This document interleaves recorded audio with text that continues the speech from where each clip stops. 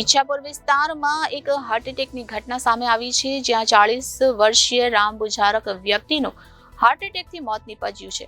ઘરેથી નોકરી જવા નીકળ્યા હતા અને તે દરમિયાન ચાલતા ચાલતા તેઓ રસ્તા પર ઢળી પડ્યા હતા, જેથી તેમને સારવાર માટે હોસ્પિટલ લઈ જવામાં આવ્યા હતા, જ્યાં હાજર તબીબ દ્વારા મૃત જાહેર કરવામાં આવ્યા હતા। હાલ પોલીસ દ્વારા અકસ્માત મોતનો ગુનો નોંધી વધુ તપાસ શરૂ કરી છે। રાજ્યમાં હાર્ટ એટેકથી થતા મોતની સંખ્યામાં સતત વધારો થઈ રહ્યો છે। રોજબરોજ હાર્ટ એટેકના બનાવોની હારમાળા વધી રહી છે।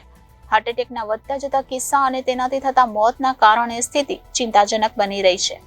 આજે ફરી સુરતમાં એક ઈચ્છાપુર વિસ્તારમાં હાર્ટ એટેકનો કિસ્સો પ્રકાશમાં આવ્યો છે। સુરતમાં 40 વર્ષીય રામ બુજારક વ્યક્તિનું હાર્ટ એટેકથી મોત નીપજ્યું છે।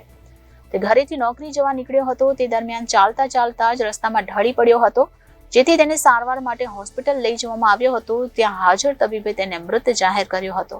હાલ પોલીસ દ્વારા અકસ્માત મોતનો ગુનો નોંધી આગળની વધુ તપાસ શરૂ કરી છે। रिंकू यादव।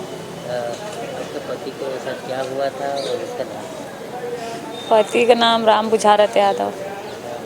क्या हुआ था? उसको सीना में दर्द थी तो मैं बोली कि जाके चेक करा लो डॉक्टर के पास, बढ़िया से इलाज करा के दवाई कर लो। तो वो बोला कि मेडिकल से दवाई ले खाया हूँ, कुछ आराम है।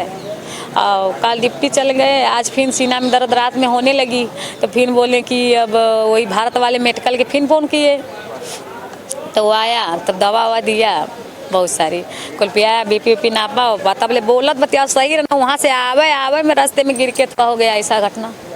क्या काम क्या करते थे? काम तो पेट्रोल पंप पे चलाते थे, पेट्रोल पंप का गाड़ी। कितने बच्चे हैं आपके? शादी